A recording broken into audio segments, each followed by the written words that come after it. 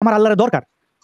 আমি আল্লাহরে যদি পাইতাম, শোনেন, সে যদি তার অস্তিত্ব থাকলে তারে দুইটা গালি দিয়ে বলতাম, মাইনচুপ তুই ঘুমায় থাকোস কেন, এগুলো দেওয়াস না কেন, আমার তার সাথে আমার লেনাদেন আছে ভাই। প্লিজ শান্ত ভাই, যদি পারেন আল্লাহর অস্তিত্ব প্রমাণ, তার উপস্থাপিত তথ্য প্রমাণের ভিত্তিতে আল্লাহ বা এই বিষয়টি যে আসলে মানুষের সৃষ্টি, এটা যে একটা ক্যারেক্টার, সেটা আমি উপস্থাপন করার চেষ্টা করবো। তো পৃথিবীর সৃষ্টিকর্তা কি কেউ আছেন? আল্লাহ অর্থাৎ সৃষ্টিকর্তা কি একজন নাকি অনেকজন?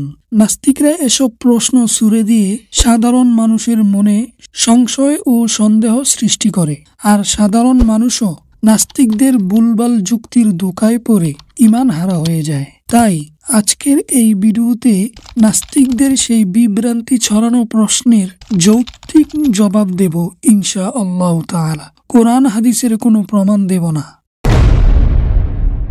প্রথম প্রশ্ন, পৃথিবীর সৃষ্টিকর্তা কি কেউ আছেন?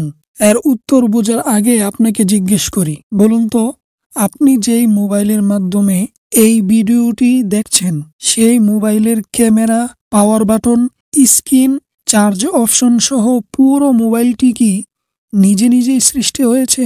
এর উত্তরে নিশ্চয় আপনি বলবেন, অবশ্যই মোবাইলের সৃষ্টিকর্তা বা আবিষ্কারক রয়েছে। আচ্ছা, আমি যদি আবার আপনাকে জিজ্ঞেস করি, বলুন তো, আমরা যে আধুনিক বিশ্বের উঁচু উঁচু বাড়ি, সুন্দর সুন্দর গাড়ি দেখতে পাই, এগুলো কি নিজে নিজেই সৃষ্টি হয়েছে নাকি এগুলোর সৃষ্টিকর্তা রয়েছে?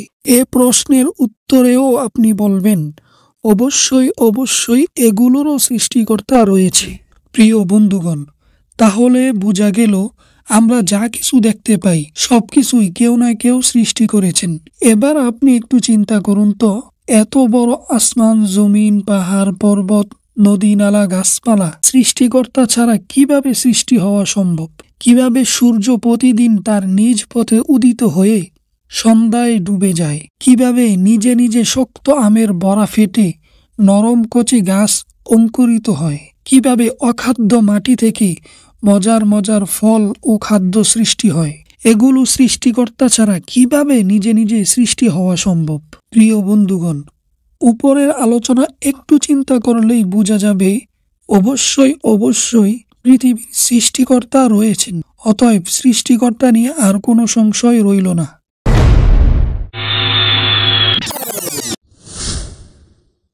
দ্বিতীয় প্রশ্ন, আল্লাহ অর্থাৎ সৃষ্টিকর্তা কি একজন নাকি অনেকজন?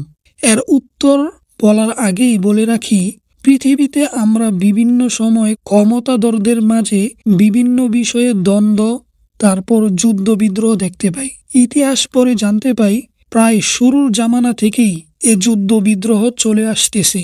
এর কারণ হলো, কখনো একই পর্যায়ের নেতাদের মাঝে দ্বন্দ্ব বা মতনৈক্য সৃষ্টি হবে না, এটা অসম্ভব।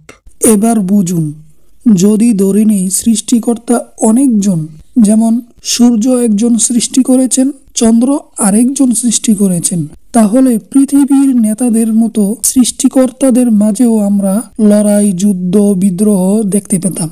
বিষয়টা আরেকটু স্পষ্ট করে বলি, পৃথিবী সৃষ্টির পর থেকে এই দীর্ঘ সময়ের মধ্যে একদিন হলেও আমরা সূর্য ও চন্দ্র সৃষ্টিকর্তাদের মাঝে দ্বন্দ্ব দেখতে পেতাম।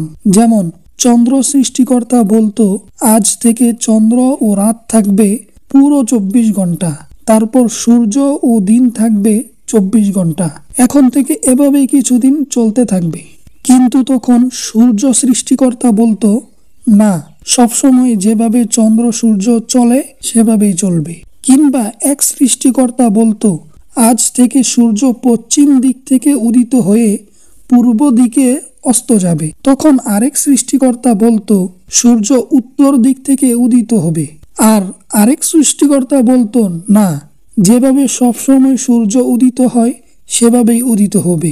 এভাবে এক কথায় দু কথায় তাদের মাঝে দ্বন্দ্ব হতো, তারপর যুদ্ধ বিদ্রোহ হতো।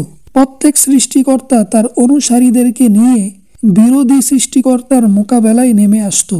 আর তখন আমরা আসমান ও জমিনে এক ভয়াবহ যুদ্ধ দেখতে পেতাম। কোথাও দেখতাম আসমান ভেঙে পড়েছে, কোথাও কোনো জমিন ধ্বংসস্তূপে পরিণত হয়েছে, কিন্তু কখনোই আমরা আসমানে যুদ্ধ দেখিনি। কোথাও বোমা হামলায় আসমান ভেঙে যেতে দেখিনি। বরং সবসময় চন্দ্র ও সূর্য প্রায় একই সিস্টেমে চলতে দেখেছি। সবকিছু সুন্দর ও সুশৃঙ্খলভাবে পরিচালিত হতে দেখেছি। এতে কি বোঝা যায় হে বন্ধু?